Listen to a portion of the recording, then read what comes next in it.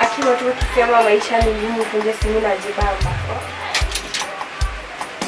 Babe. Uko aje? Mimi niko poa. Uko poa? Hata mimi niko poa. Kwani leo unapika? Nilikuwa tunakata nyanya. Wewe, babe, kuwa serious. Hizi nyanya zote unakata? Si ni 4. Nyanya 4 zote unataka kwani unapika nini? Tuende unapika nini babe? Chakula. Leo mboga ni gani? Si ni hizo sukuma za kawaida. Sukuma unataka kupika na nyanya 4? Surely. Na hii uchumia venye iko. Hai, baby, hii sasa ni mchezo. Ni ufanye hivi sasa. Mimi sikukuja hapa kukulisha.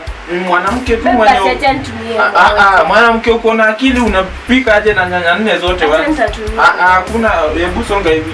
Hii jikoni pia mimi naweza handle jikoni. Si ati ni nyinyi mnakuja hapa kuhandle jikoni pekee. Ni utoke. Leo hakuna kulala hapa.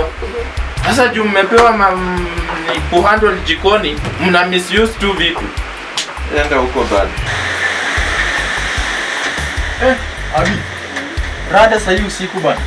Kitali yangu amenifukuza. Na hii mvua mtu anakufukuza aje? Kwani chali yako ni mjinga ana akili?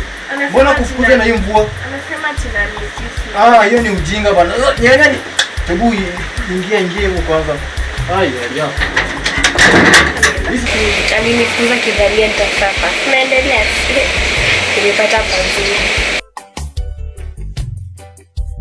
Leo hujapika kwa hii nyumba. Si ulipika ugali? Kwani wewe unakula ugali sana ngapi? Actually nishaelewa kwa nini ule msee alikufukuza usiku. Nimejua ni kwa nini ulifukuzwa. Hata hapa kwangu haukai.